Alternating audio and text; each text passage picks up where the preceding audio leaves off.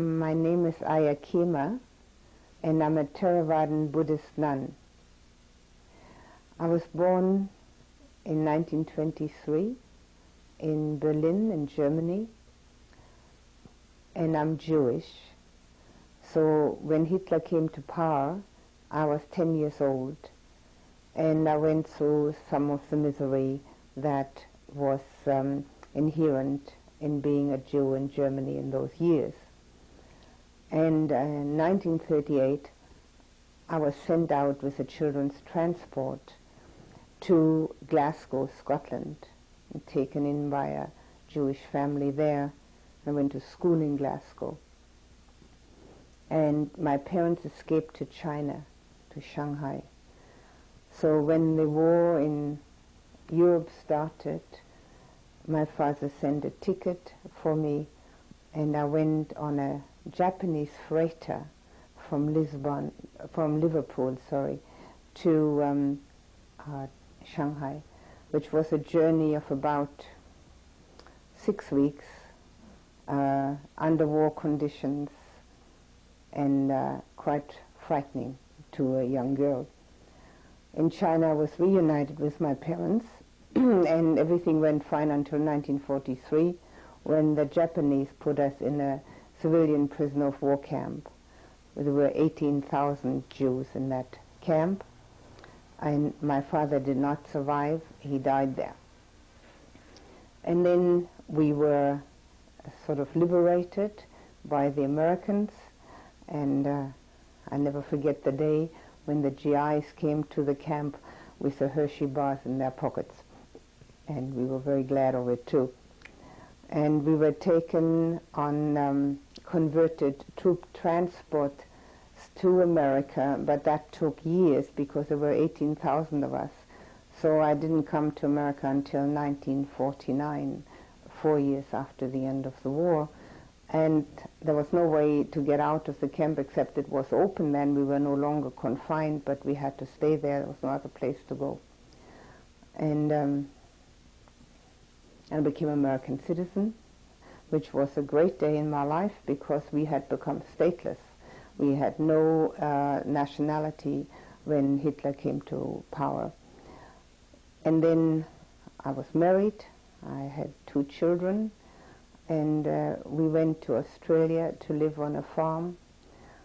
And then after some time we also traveled a lot, traveled through India, and in the early 60s with backpacking through India.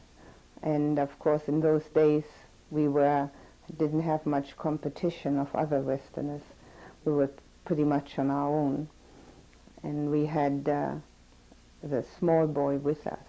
And the girl was already she's much older than the boy, and she was already in high school, and we couldn't take her out. So we were, my husband and a small fellow. And that's where I learned meditation. This was in 1963 in the Sri Aurobindo ashram in Pondicherry, and learned it from the mother, who was alive then and in charge of the ashram. Sri Aurobindo himself was already no longer alive. And I immediately liked that idea of meditating and took to it. We also spent some time there in this ashram. We also spent some time in the Ramana Ashramam in Tiruvannamalai, which is the ashram of Sri Ramana Maharshi, and learned a bit about his way of inquiring into who am I. He also was no longer alive.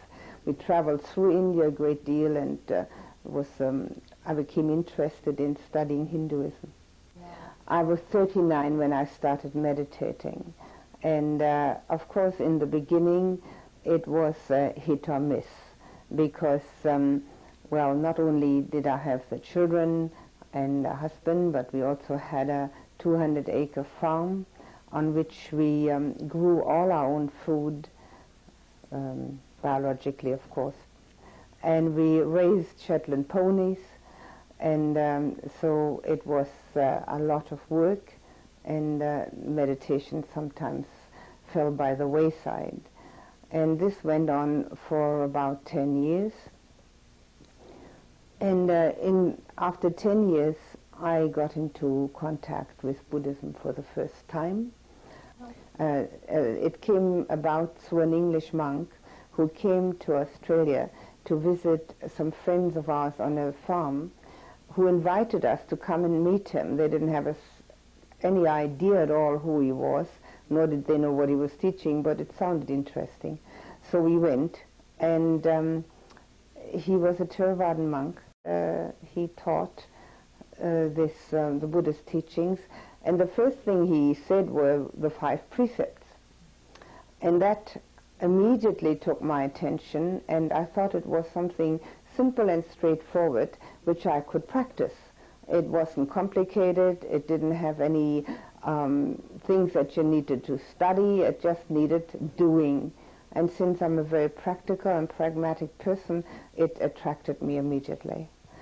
So I got interested in that. He gave a meditation course, and I was very happy in doing that because I had been meditating for 10 years already.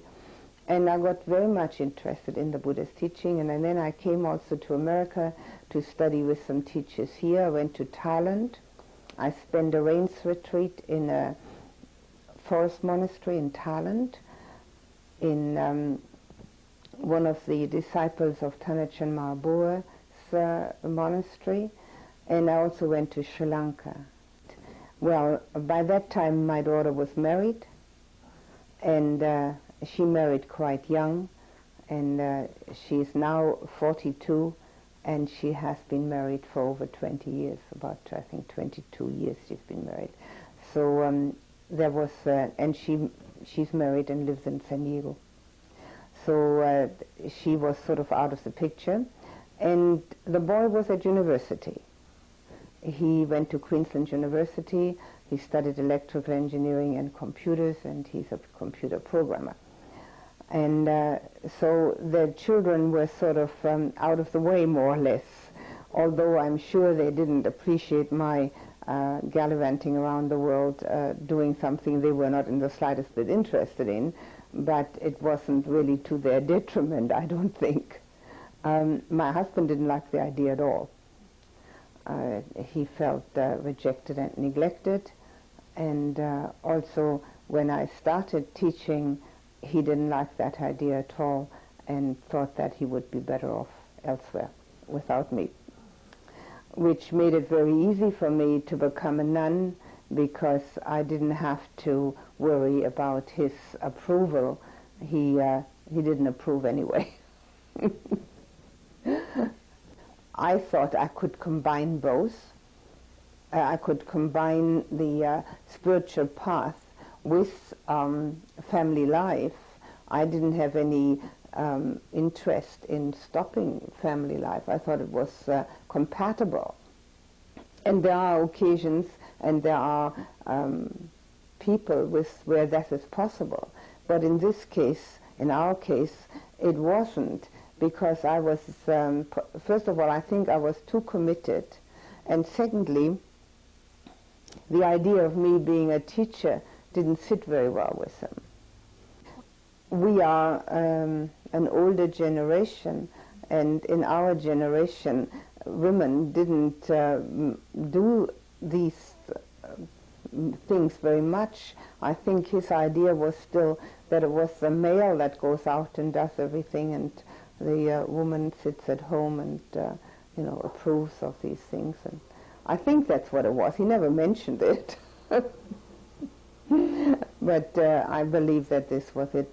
And by heart he's also very much an adventurer, and I think it was time for him also to move on. He now lives in Nepal, and he's always been very interested in spiritual pathways, but he's not committed to one only. So it's not as if he was totally a materialist or anything like that. It wasn't at all the case. It was just that I was a bit too much for him.